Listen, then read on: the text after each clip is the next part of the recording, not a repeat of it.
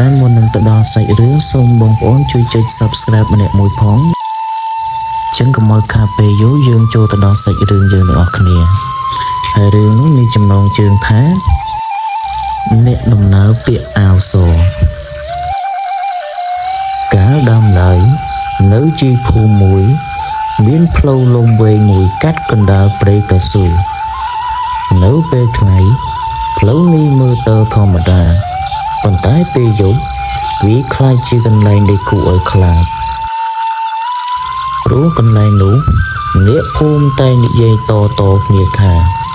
រៀងរាល់យប់ម៉ោង12យប់មាននារីម្នាក់ពាក់អាវស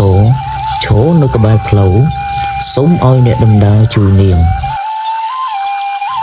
អ្នកដែលឈប់ជួយតែជួបរឿងចម្លែកបន្ទាប់ពីនោះ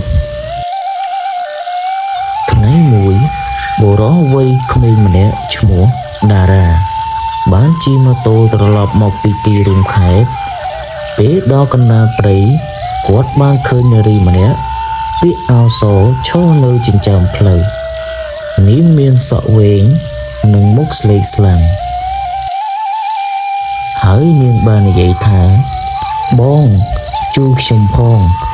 ខ្ញុំចង់ទៅភូមិខាងមុខនាងនិយាយដោយសំឡេងទន់ភ្លន់ដោយក្តីអាណិតតារាក៏យល់ព្រមឲ្យនាងជិះពីក្រោយ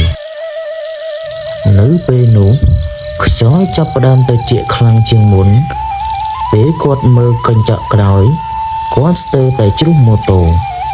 នៅក្នុងកញ្ចក់គ្មាននរណាជិះពីក្រោយគាត់ទេប៉ុន្តែគាត់នៅតែមានអារម្មណ៍ថាមាននរណាម្នាក់អង្គុយពីក្រោយជិះបានមួយសន្ទុះតារាបានទៅដល់ភូមិហើយប្រាប់រឿងនេះដល់អ្នកភូមិបានស្ដាប់រឿងរ៉ាវដែលតារាបានរៀបរាប់ហើយនោះពួកគេចាប់ផ្ដើមមានទឹកមុខស្លេកស្លាំងភ្លាមនោះមេភូមិបាននិយាយថានារីពាក់អាវសនោះប្រហែលជានាងស្រីលក្ខកាលពី10ឆ្នាំមុនស្រីលក្ខបានជួបគ្រោះថ្នាក់ចរាចរណ៍នៅលើផ្លូវនោះនាងបានស្លាប់ភ្លាមចាប់តាំងពីថ្ងៃដែលនាងស្លាប់នោះមកគេតែងតែឃើញនាងឈររងចាំអ្នកដំណើរចាប់តាំងពីតារាបានជួបហេតុការណ៍នោះមកតារាចាប់ផ្ដើមឮសំឡេងស្ត្រីម្នាក់ខ្សឹបក្បែរត្រចៀកហើយនិយាយថាជួយខ្ញុំផងខ្ញុំមិនទាន់បានទៅផ្ទះទេរៀងរាល់យប់គាត់តែងសុបិនឃើញភ្លើងងងឹតនិងនារីពាក់អាវសកំពុងតាមគាត់តារាក៏បានស្រាវជ្រាវអំពីការស្លាប់របស់ស្រីលក្ខគាត់បានរកឃើញថា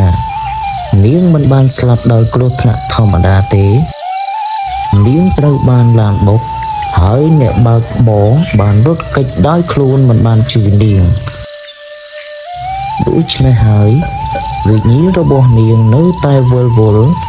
ព្រោះនាងចង់រកយុត្តិធម៌នៅយប់មួយតារាបានត្រឡប់ទៅកន្លែងកើតហេតុពេលតារាទៅដល់កន្លែងនោះហើយផ្ទៃមេឃស្រាប់តែចុះអោបក្រាស់បានគ្រប់ដណ្ដប់ផ្លូវទាំងមូលភ្លាមនោះនារីម្នាក់ពាក់អាវសបានលេចមុខមកពីមុខគាត់ភ្នែករបស់នាងពោពេញទៅដោយទឹកព្រួយនាងលើកដៃចង្អុលទៅដើមឈើធំមួយក្បែរផ្លូវនៅក្រោមដើមឈើនោះតារាបានរកឃើញប្រអប់ដែកចាស់មួយក្នុងប្រអប់មានកាបូបរបស់ស្រីលក្ខនិងកំណត់ហេតុដែលមានឈ្មោះអ្នកបើកឡានបុកនាងវាជាភស្តុតាងដែលបាត់អស់ជាច្រើនឆ្នាំ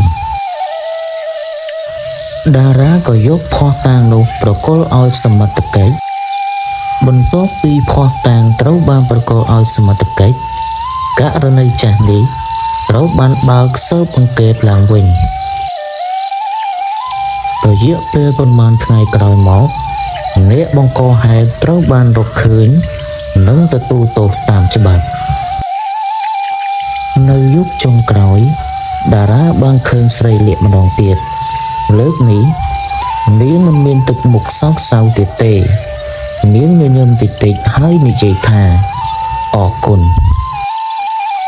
បន្ទាប់មករូបរាងរបស់នាងក៏រលាយបាត់ទៅក្នុងពន្លឺព្រះច័ន្ទចាប់ពីថ្ងៃនោះមកគ្មានអ្នកណាឃើញអ្នកដំណើរពាក់អាវសនៅលើផ្លូវនោះទៀតឡើយរឿងអ្នកដំណើរពាក់អាវសក៏ចប់ត្រឹមនេះសូមជួយចុច Subscribe ឬ Like ដើម្បីឲ្យខ្ញុំមានទឹកចិត្តនិយាយរឿងខ្មោចបន្តទៀតសូមអរគុណ